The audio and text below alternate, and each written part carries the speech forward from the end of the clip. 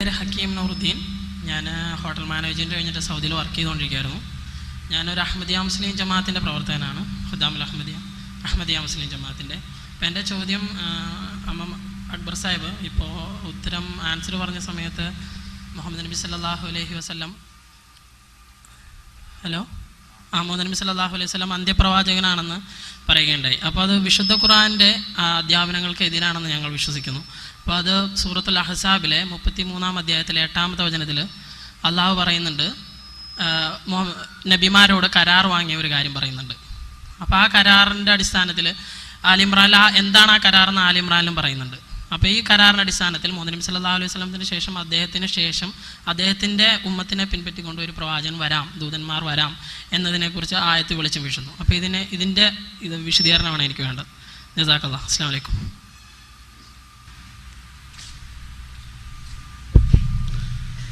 പരിശുദ്ധ ഖുർആനിലെ 33-ാമത്തെ അധ്യായം സൂറത്ത് അഹ്സാബിലെ 8-ാമത്തെ വചനത്തിൽ അല്ലാഹു സുബ്ഹാനഹു വ തആല പ്രവാചകന്മാരോട് വാങ്ങിയ കരാറിനെ കുറിച്ച് പറയുന്നുണ്ട്.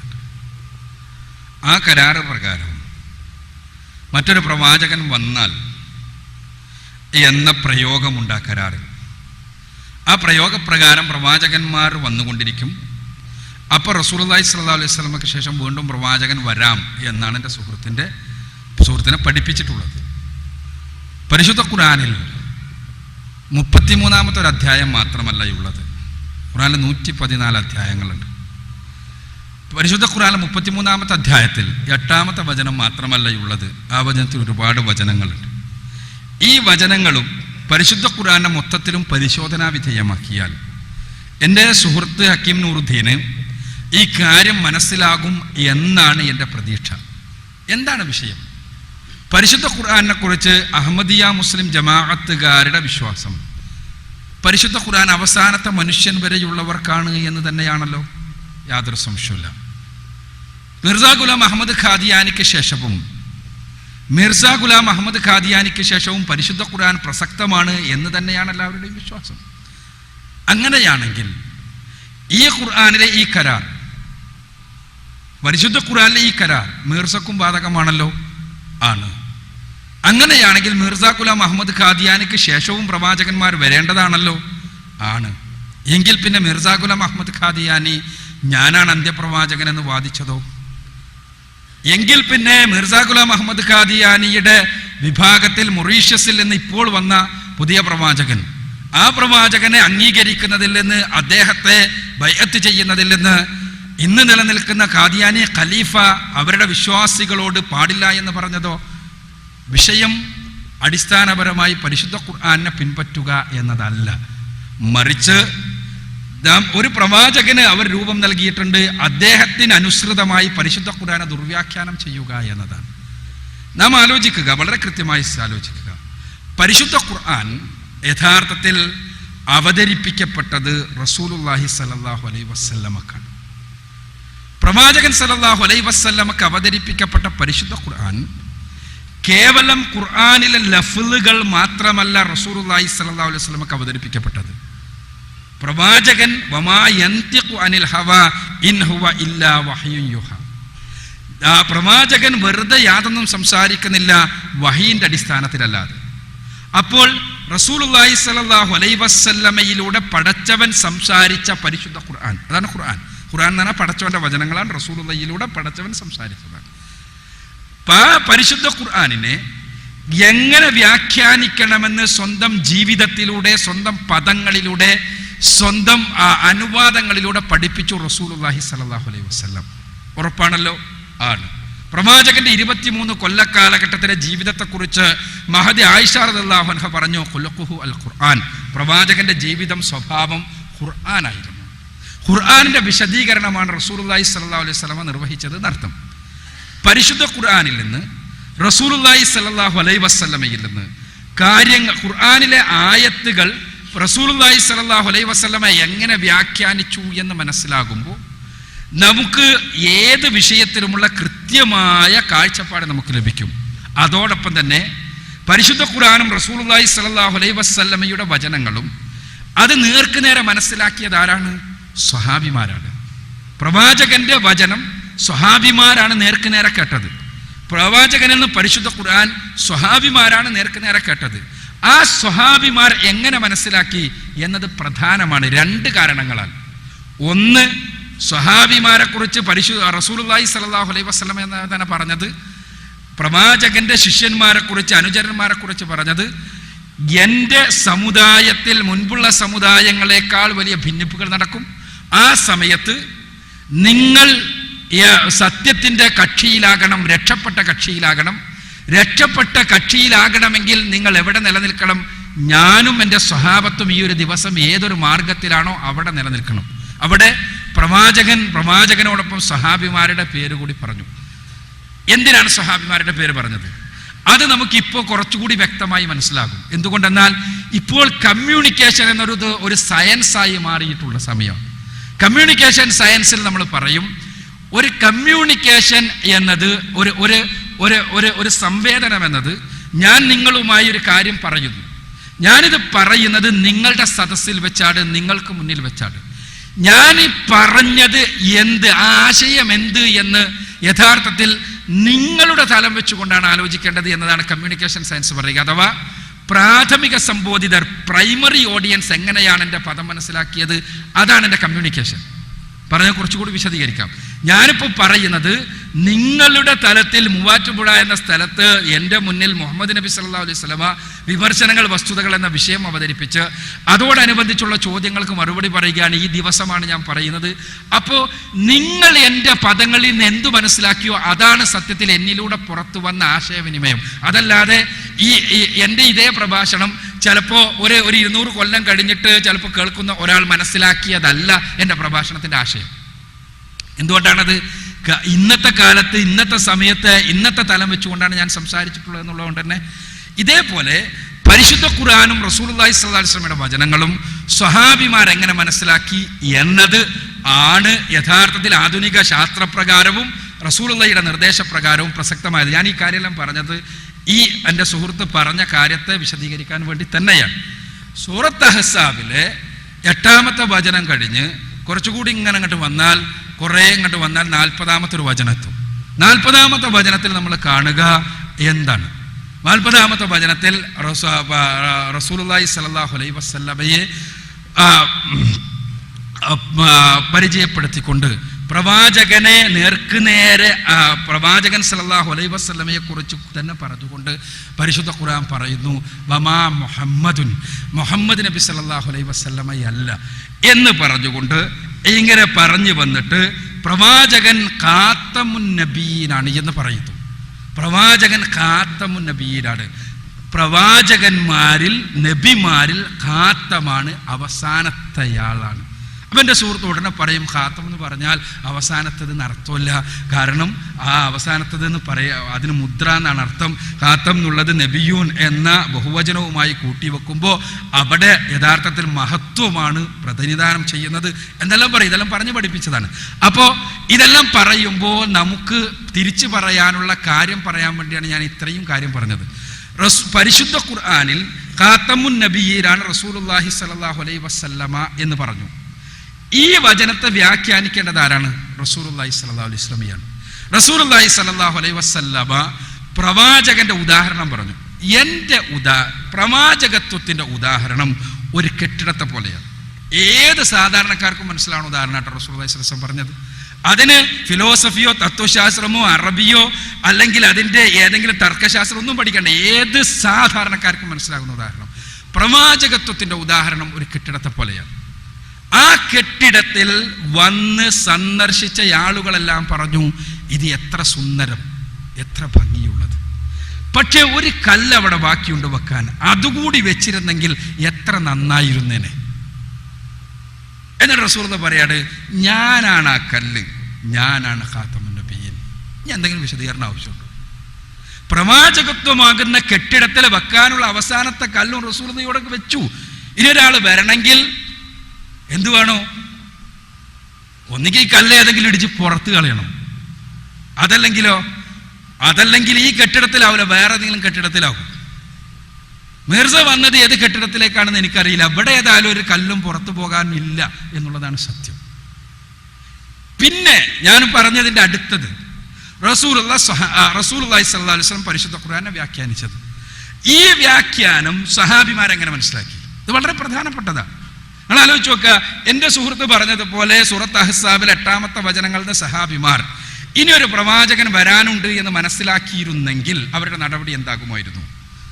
സഹാബിമാരുടെ കാലത്ത്, അബൂബക്കർ റളിയല്ലാഹു അൻഹുവിൻ്റെ കാലത്ത്, അതിനുശേഷം എല്ലാം തന്നെ ഒരുപാട് കള്ളപ്രവാചകന്മാർ വന്നു.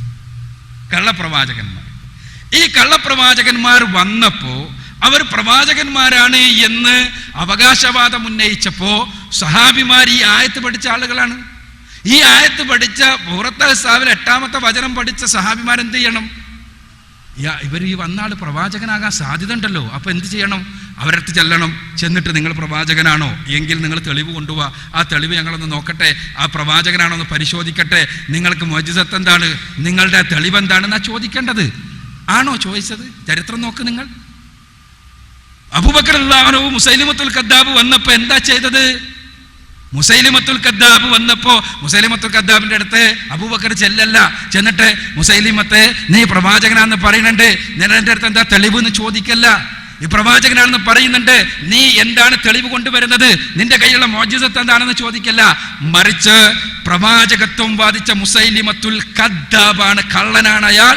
അതുകൊണ്ട് തന്നെ അയാൾ ഫിത്നയാണ്, ഇസ്ലാം ദീനിൽ നിന്ന് പുറത്തുപോയ ആളാണ്, ഈ മതസമൂഹത്തിൽ ഇസ്ലാമിക രാഷ്ട്രത്തിൽ കുഴപ്പമുണ്ടാക്കുവാൻ വേണ്ടി പരിശ്രമിക്കുന്നയാളാണ്, അയാൾക്കെതിരെ യുദ്ധം വേണമെന്നാണ്. പിന്നെ യുദ്ധം മാത്രമാണ്, അല്ലാതെ അയാളോട് ചോദ്യമില്ല, പറച്ചിലില്ല.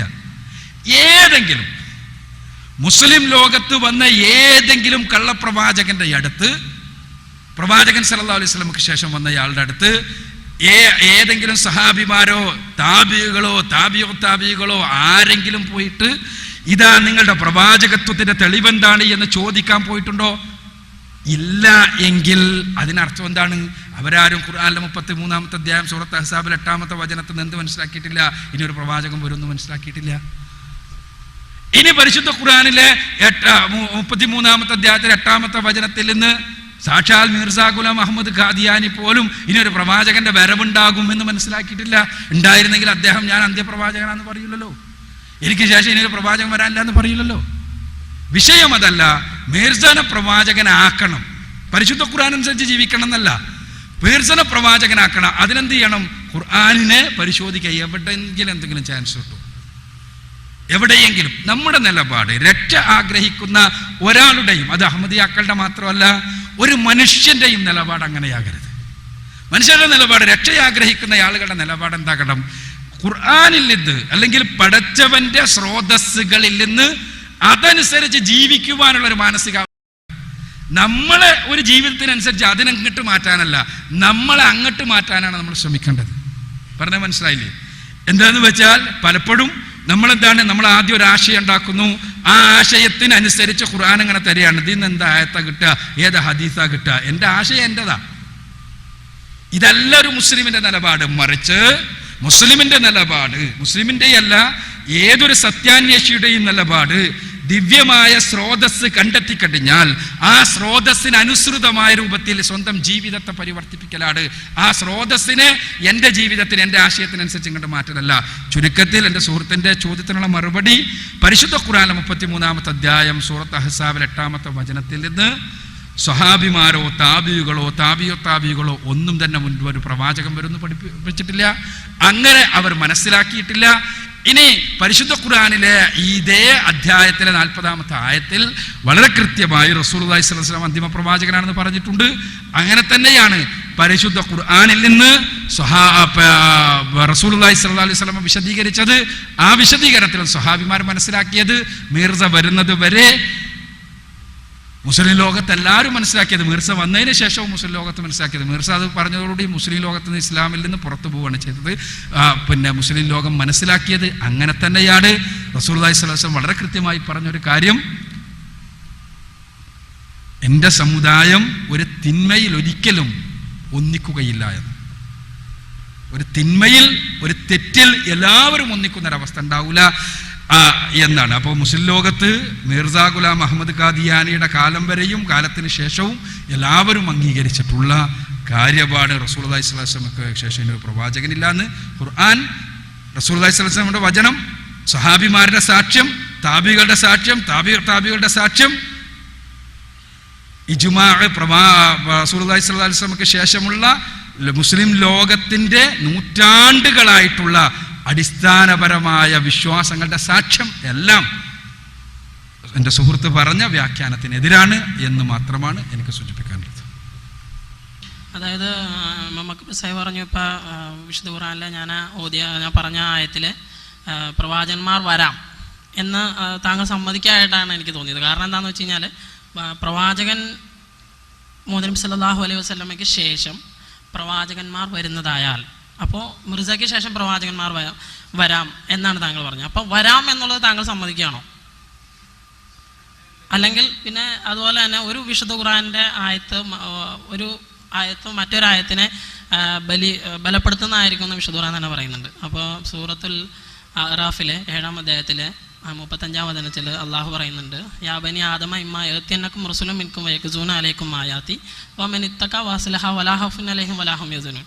അതായത് നിങ്ങളിൽ നിന്ന് തന്നെ ഒരു പ്രവാചകൻ, എൻ്റെ ആയത്തുകൾ വിശദീകരിച്ചുകൊണ്ട് ഒരു പ്രവാചകൻ വരുന്നതായാൽ നിങ്ങൾ അദ്ദേഹത്തെ വിശ്വസിക്കുകയും സഹായിക്കുകയും ചെയ്യുമെന്ന് അള്ളാഹു പറയുന്നുണ്ട്.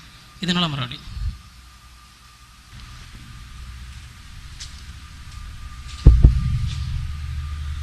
ഇതാണ് അഹമ്മദിയാക്കളുടെ പ്രശ്നം. നിങ്ങൾക്ക് ആർക്കെങ്കിലും മനസ്സിലായോ ഞാൻ പറഞ്ഞപ്പോൾ പ്രവാചകന്മാർ വരാം എന്നാണ് ഞാൻ അംഗീകരിച്ചത്? ആർക്കെങ്കിലും തോന്നിയോ? എൻ്റെ സുഹൃത്തിന് മാത്രം തോന്നിയത്. കാരണം എന്താണെന്ന് വെച്ചാൽ എൻ്റെ പദങ്ങൾക്കിടയിലൂടെ ഇങ്ങനെ നോക്കിയിട്ട് അതിലെങ്ങനെ ശരിയാക്കാം എന്ന് നേരത്തെ തന്നെ ഒരു ആശയമുണ്ട്. ഞാനതാണ് അവസാനം എൻ്റെ സുഹൃത്തടക്കമുള്ള ആളുകളോട് പറഞ്ഞത്. നമ്മൾ പരിശുദ്ധ ഖുർആൻ്റെ സന്ദേശം ഉൾക്കൊള്ളുക, ഖുർആനിൽ നിന്ന് ആശയങ്ങൾ ഉൾക്കൊള്ളുക. നമുക്ക് രക്ഷയാണ് ആവശ്യമെങ്കിൽ, അതല്ല തർക്കമാണെങ്കിൽ നമുക്ക് നാളെ നേരം വെളുക്കുന്നേരെ തർക്കിക്കാം, അത് വേറെ വിഷയമാണ്. ഇവിടെ സൂറത്ത് അറാഫിലോ പരിശുദ്ധ ഖുർആനിലെ ഈ വചനത്തിലോ നിന്ന് പരിശുദ്ധ ഖുർആൻ മനസ്സിലാക്കിയ ഒരാളും ഇങ്ങനെ എൻ്റെ സുഹൃത്ത് മനസ്സിലാക്കിയതുപോലെ മനസ്സിലാക്കിയിട്ടില്ല എന്നാണ് ഞാൻ പറഞ്ഞത്. മനസ്സിലായില്ല? ഫോം വിളിക്കാണെന്നുകൊണ്ട് മനസ്സിലാവില്ല.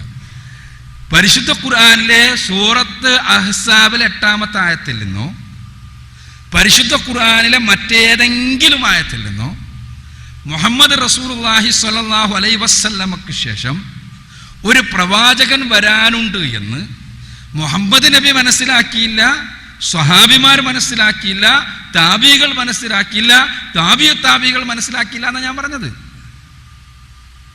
ഇവിടെയാണ് പ്രശ്നം. ഈ ആയത്ത് അതിൻ്റെ പദപരമായ ഘടനയും അത് ഒരു വർത്തമാനക്രിയയാണ് എന്നതുകൊണ്ടും ഇത് വെച്ചുകൊണ്ട് പ്രവാചകൻ വരാം എന്ന് നമ്മൾ വാദിച്ചാൽ മീർസക്കും ഈ വാദം ബാധകമല്ലേ എന്നാണ് ഞാൻ ചോദിച്ചത്. അങ്ങനെയെങ്കിൽ അയാൾക്കും മനസ്സിലായിട്ടില്ല എന്ത് ഈ ആയത്തിൽ നിന്ന് ഈ ആയത്തിൽ നിന്ന് ഇതാണ് അർത്ഥം. കാരണം എന്താണ്? അദ്ദേഹം പറഞ്ഞത് ഞാൻ അവസാനത്തെ ആളാണെന്നാണ്. അദ്ദേഹം പറഞ്ഞതനുസരിച്ചാണെങ്കിൽ അദ്ദേഹം പ്രവാചകനാണല്ലോ, ആ കരാർ അദ്ദേഹത്തിനും ബാധകമാവണല്ലോ, അദ്ദേഹത്തിനും ആ കരാർ ബാധകമാവണല്ലോ. ആ കരാർ അദ്ദേഹത്തിനും ബാധകമാണെങ്കിൽ തീർച്ചയായും എനിക്ക് ശേഷം പ്രവാചകന്മാർ വന്നാൽ എന്ന് പറഞ്ഞാൽ പിന്നെ മീർസയ്ക്ക് ശേഷം പ്രവാചകൻ വരാൻ പാടില്ല എന്ന് മീർസ എങ്ങനെ പറയും? മാത്രമല്ല, നിങ്ങൾ ആലോചിക്ക്, ചിന്ത എവിടെയെങ്കിലും പണയം വെച്ചിട്ടില്ലെങ്കിൽ കൃത്യമായിട്ട് ചിന്തിക്ക്. ഇപ്പോൾ അഹമ്മദിയ സമൂഹത്തിൽ നിന്ന് മൊറീഷ്യസിൽ നിന്നൊരു പ്രവാചകൻ വന്നിട്ടുണ്ട്, പുതിയത്. മൊറീഷ്യസിൽ നിന്ന് അഹമ്മദിയാക്കൾക്കിടയിൽ നിന്നൊരു പുതിയ പ്രവാചകൻ. അപ്പോഴേക്ക് ലണ്ടനിൽ നിന്ന് അവിടുത്തെ അഹമ്മദിയാക്കളുടെ ഇപ്പൊ പുതിയ ഖലീഫ പ്രഖ്യാപിച്ചു, ഇയാൾ ശരിയല്ല, ഇയാൾ ഇസ്ലാം എന്ന പുറത്താണ്. അപ്പൊ അദ്ദേഹം ചോദിക്കുകയാണ്, മൊറീഷ്യസിലെ പുതിയ പ്രവാചകൻ ചോദിക്കുകയാണ്, എനിക്കും മീർസാ ഗുലാമിന് കിട്ടുന്നത് പോലെ വഹി കിട്ടിക്കൊണ്ടിരിക്കുന്നു, ഖലീഫെ എന്റെ തെറ്റാണോ എനിക്ക് വഹി കിട്ടുന്നത്? ഞാൻ എന്താ ചെയ്യുക?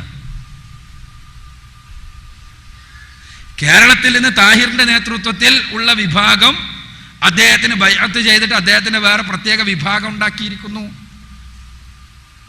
അപ്പോ ഇനിയും പ്രവാചകം വന്നു എന്ന് പറഞ്ഞപ്പോ എന്തിനാണ് ഇയാള് നിഷേധിച്ചത്? അതാണ് എന്റെ ചോദ്യം. അല്ല, അവരുടെ ഇടയിലുള്ള പ്രശ്നമല്ല എന്റെ വിഷയം. എന്തുകൊണ്ട് ഖലീഫത്തുൽ മസീഹ് എന്ന് ഇവർ വിളിക്കുന്ന ലണ്ടനിൽ നിന്ന് ഇസ്ലാമിന്റെ ഖലീഫയാണ് എന്ന് പറയുന്ന അഹമ്മദീയത്തിന്റെ ഖലീഫ എന്തുകൊണ്ട് ഈ ഒരു പുതിയ പ്രവാചകം വന്നപ്പോൾ അയാളെ നിഷേധിച്ചു? അയാൾ പോയോ അയാളുടെ അടുത്ത്? പ്രവാചക, പുതുതായിട്ട് വന്നയാളെ നിന്റെ അടുത്ത് എന്താ തെളിവുള്ളത്? നിന്റെ അടുത്ത് എന്താണ് തെളിവുള്ളത്, നിനക്ക് എന്താണ് വഹി ലഭിച്ചത്, നിനക്ക് എന്താണ് നിന്റെ മോജിസത്ത് എന്ന് ചോദിച്ചു. ഒന്നും ചോദിച്ചിട്ടില്ല. പിന്നെ എങ്ങനെ നിഷേധിക്കും? ഇതാണ് എൻ്റെ പ്രശ്നം. അതാ ഞാൻ പറഞ്ഞത്, ഇവിടെ വിഷയം മീർസനെ എങ്ങനെങ്കിലും പ്രവാചകനാക്കണം. അതിനാണ് പലപ്പോഴും പലതും പറയാ. ഞാൻ നേരത്തെ പറഞ്ഞല്ലോ, എന്താ പ്രവാചകത്വമാകുന്ന ഈ സുന്ദരമായ കെട്ടിടം, ആ കെട്ടിടത്തിൽ റസൂലുള്ളാഹിയും കൂടി വന്ന സ്ഥിതിക്ക് ഇനി ആരുമില്ല എന്ന് മീർസക്കും അറിയാം. അപ്പോഴാണ് മീർസ പറഞ്ഞത്, എന്താണ്, ഈസാ നബിന്റെ സ്ഥാനത്ത് ഒരാൾ ഒഴിവുണ്ട്, അവിടെ ഞാനൊന്ന് കയറി നിൽക്കട്ടെ. അതുകൊണ്ടാണ് ഈസാ നബിനെ കൊല്ലാൻ വേണ്ടി ഇവർക്ക് ഭയങ്കര ബേജാറാണ്. നിങ്ങൾക്കറിയാമല്ലോ, ഈസാ നബി മരിച്ചു അല്ലേ എന്നാണ് സാധാരണ ചോദിക്കാറുള്ളത്.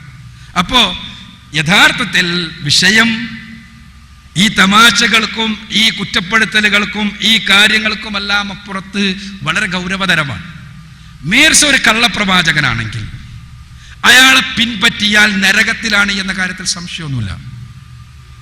പരിശുദ്ധ ഖുർആൻ, റസൂലുള്ളാഹി സ്വല്ലല്ലാഹു അലൈഹി വസല്ലമയുടെ വചനങ്ങൾ, പരിശുദ്ധ ഖുർആൻ പറയുന്നു ഇത് ഗൈഡൻസ് ആണ്. പരിശുദ്ധ ഖുർആൻ വിശ്വസിക്കുകയും സൽക്കർമ്മങ്ങൾ അനുഷ്ഠിക്കുകയും ചെയ്തവർക്ക് തീർച്ചയായും സ്വർഗലോകമുണ്ട് എന്ന സന്തോഷ വാർത്ത അറിയിക്കുന്നു. ഇനി ഒരു പ്രവാചകൻ വരാനുണ്ടെങ്കിൽ പരിശുദ്ധ ഖുർആനിൽ നിന്ന് റസൂലുള്ളാഹി സ്വല്ലല്ലാഹു അലൈഹി വസല്ലമയുടെ വചനങ്ങളുടെ കൃത്യമായിട്ട് അതുണ്ടാകണം. മീർസ പ്രവാചകൻ ആണ് എന്ന് വാദിച്ചുകൊണ്ട് ലോകത്ത് വരികയും പടച്ചവൻ നമ്മളെ മരിപ്പിച്ച് അവിടെ പുനരുജ്ജീവിപ്പിക്കുകയും ചെയ്യുന്നു എന്ന് വിചാരിക്കുക. നമ്മളോട് ചോദിക്കുന്നു, ഞാൻ വളരെ സരളമായി എൻ്റെ സുഹൃത്തിന് മനസ്സിലാക്കാൻ വേണ്ടിയാണ് പറയുന്നത്, ചോദിക്കുന്നു, ഇങ്ങനെ ഒരു മീർസ വന്നിട്ട് എന്തേ നീ പ്രവാചകനായി പിൻപറ്റാതിരുന്നത്? നമ്മൾ പടച്ച തമ്പുരാനോട് മറുപടി പറയുന്നു, പടച്ചവനെ, നിന്റെ കിതാബ് മുഴുവൻ ഞാൻ നോക്കി, ഇങ്ങനത്തെ ഒരാൾക്ക് യാതൊരു ചാൻസ് അവിടെ കണ്ടില്ല. നിന്റെ റസൂലിന്റെ വചനങ്ങൾ മുഴുവൻ ഞാൻ നോക്കി, ഇങ്ങനത്തെ ഒരാൾ വരുന്ന യാതൊന്നും കണ്ടില്ല. ഞാൻ പരിശുദ്ധ ഖുർആനും റസൂലുള്ളാഹിന്റെ വചനങ്ങളും അനുസരിച്ച് ജീവിച്ചു പടച്ചവനെ. പടച്ചവനപ്പോ അല്ല മീർസനെ കൂടി സ്വീകരിക്കണം എന്ന് പറയുമോ? പറയുമെങ്കിൽ പടച്ചവൻ അത് മുന്നറിയിപ്പ് നൽകേണ്ടതല്ലേ? ഇനി നിങ്ങൾ എൻ്റെ സുഹൃത്തിന്റെ വിവരത്തിന് വേണ്ടി ഞാൻ പറയട്ടെ, ഇങ്ങനെ ഒരു മീർസ ഒരു പ്രവാചകനായി വന്നു എന്ന് വിചാരിക്കുക. പ്രവാചകനാണെങ്കിൽ അയാൾക്ക് വഹി ലഭിക്കണം. വഹി ലഭിച്ചാൽ എന്താ ചെയ്യേണ്ടത്? മുസ്ലിം ലോകത്ത് പ്രശ്നമുള്ള കാര്യങ്ങളിലെങ്കിലും അയാൾ അഭിപ്രായം പറയണമല്ലോ. മീർസ ഗുലാം അഹമ്മദ് ഖാദിയാനി വന്ന സമയത്ത് ഇന്ത്യയിലെ മുസ്ലിങ്ങൾക്കിടയിൽ വലിയൊരു തർക്കം നടക്കുന്നുണ്ട്. എന്താ തർക്കം എന്നറിയാമോ നിങ്ങൾക്ക്? തർക്കം കേട്ടോളൂ. സയ്യിദ് സനാഉല്ല അമൃതസരിയുടെ നേതൃത്വത്തിൽ അഹ്ലെ ഹദീസിന്റെ ആളുകളും മറുഭാഗത്ത് ബറേൽവിയുടെ നേതൃത്വത്തിലുള്ള ആളുകളും, ഈ രണ്ടു കൂട്ടരും തമ്മിലുള്ള തർക്കങ്ങളിൽ ഒന്ന് ഇന്ന് കേരളത്തിലെ മുസ്ലിങ്ങൾക്കിടയിലുള്ള, മുസ്ലിങ്ങളിലെ സുന്നികളും മുജാഹിദുകളും ഇടയിലുള്ള തർക്കങ്ങളിൽ പെട്ടൊന്നാണ്. അഥവാ മരിച്ചവരോട് പ്രാർത്ഥിക്കാൻ പാടുണ്ടോ ഇല്ലയോ, അതേപോലെ തന്നെ ഖബർ കെട്ടിപ്പൊക്കാൻ പാടുണ്ടോ ഇല്ലേ. ഇതിലെ തർക്കത്തിൽ ആ വിഷയത്തിൽ ഉള്ള ഒരു അഭിപ്രായമല്ല ഞാൻ പറയുന്നത്. മറിച്ച് മീർസക്ക് ഇങ്ങനെ വഹി കിട്ടുകയാണ്. ആ വഹീന്റെ അടിസ്ഥാനത്തിൽ മീർസ എന്താ പറയേണ്ടത്? ഇതാ എനിക്ക് പടച്ചോൻ വഹി തന്നിട്ടുണ്ട്, ഇതിൽ ഇന്ന ആളുടേതാണ് ശരി എന്നാണ്. ഒന്നും ഉണ്ടിട്ടില്ല. അന്ന് മുസ്ലിം ലോകത്ത് ഏറ്റവും വലിയ തർക്കം നടക്കുന്ന കാര്യം. ഇനി മുസ്ലിം ലോകത്ത് അന്ന് വലിയ തർക്കം നടക്കുന്ന മറ്റൊരു കാര്യം 4 മദ്ഹബാണ്. 4 മദ്ഹബ്, അതിൻ്റെ പേരിൽ ഉള്ള തർക്കങ്ങൾ സ്വാഭാവികമായും മദ്ഹബിന്റെ ഇമാമുകൾ ഹദീസുകൾ മനസ്സിലാക്കിയെടുത്ത് സംഭവിച്ച അഭിപ്രായ വ്യത്യാസങ്ങൾ. അള്ളാന്റെ വഹി ഇങ്ങനെ കിട്ടുമ്പോൾ മീർസ ചെയ്യേണ്ടത് എന്താണ്? നിസ്കാരത്തിൽ ഇന്ന വിഷയത്തിൽ ഇതാ തർക്കം, ആ തർക്കത്തിൽ ഇതാ അള്ളാന്റെ വഹീന്റെ അടിസ്ഥാനത്തിൽ ഇന്നതാണ് ശരി പറഞ്ഞു കൊടുക്കണ്ടേ? എന്തെങ്കിലും പറഞ്ഞു? ഒന്നുമില്ല. അങ്ങനത്തെ വിഷയങ്ങളിലൊന്നും മീർസക്ക് അഭിപ്രായമേ ഇല്ല. മീർസക്ക് ആകെ മൂപ്പര് നബി ആകണം എന്നുള്ളൊരു കാര്യമല്ലാതെ നബി ചെയ്യേണ്ട എന്തെങ്കിലും ഒരു പണി ചെയ്യണം എന്ന് മൂപ്പര് വിചാരിച്ചിട്ടില്ല. നിങ്ങൾ നോക്ക്, ഇങ്ങനത്തെ ഏതെങ്കിലും വിഷയത്തിൽ മുസ്ലിം ലോകത്ത് തർക്കമുള്ള ആകെയുള്ളൊരു വിഷയത്തിലാണ് മീർസ പറഞ്ഞത് എന്താ? ബ്രിട്ടീഷുകാർക്കെതിരെ യുദ്ധം ചെയ്യണമെന്ന്, ബ്രിട്ടീഷുകാർക്കെതിരെ പോരാടണമെന്ന് ചില മുസ്ലിം പണ്ഡിതന്മാർ പറയുന്നുണ്ട്. എനിക്കിതാ പടച്ചോൻ വഹി നൽകിയിരിക്കുന്നു, അത് തെറ്റാണ്. ബ്രിട്ടീഷുകാർക്കെതിരെ നിങ്ങൾ പോരാടാൻ പാടില്ല. അതിന് മാത്രം ഇവർക്ക് വഹി കിട്ടി. ഞാനിത് അദ്ദേഹത്തെ കൊച്ചാക്കാനോ ചെറുതാക്കാനോ വേണ്ടി പറയുന്നതല്ല. എൻ്റെ സുഹൃത്തിനെ പോലെയുള്ള ആളുകൾ ഇത്തരത്തിലുള്ള കള്ളപ്രവാചകന്മാരെ പിൻപറ്റിക്കൊണ്ട് നരകത്തിലേക്ക് പോകരുത് എന്ന ആഗ്രഹം കൊണ്ട് മാത്രം പറയുന്നതാണ്. തീർച്ചയായും പരിശോധിക്കണം. നമ്മൾ വെറുതെ തർക്കശാസ്ത്രത്തിന്റെ ഊരാക്കുടുക്കുകളിൽ പെട്ടിട്ട് നമ്മളിങ്ങനെ പോയാൽ പോരാ. പരിശോധിക്കുക. പ്രവാചകനിൽ നിന്ന് മതം പഠിച്ച ആരെങ്കിലും ഇങ്ങനെ മനസ്സിലാക്കിയിട്ടുണ്ടോ? പരിശുദ്ധ ഖുർആനിൽ ഒരു ആയത്ത് നമ്മൾ എടുക്കുമ്പോൾ ആ ഖുർആൻ ആയത്തിന്റെ അടിസ്ഥാനത്തിൽ നമ്മൾ വാദങ്ങൾ പറയുമ്പോൾ പ്രവാചകനിൽ നിന്ന് മതം പഠിച്ചിട്ടുള്ള ആരെങ്കിലും ഇങ്ങനെ മനസ്സിലാക്കിയിട്ടുണ്ടോ എന്ന് പരിശോധിക്കുക, പഠിക്കുക, മനസ്സിലാക്കുക എന്നാണ് അഭ്യർത്ഥന.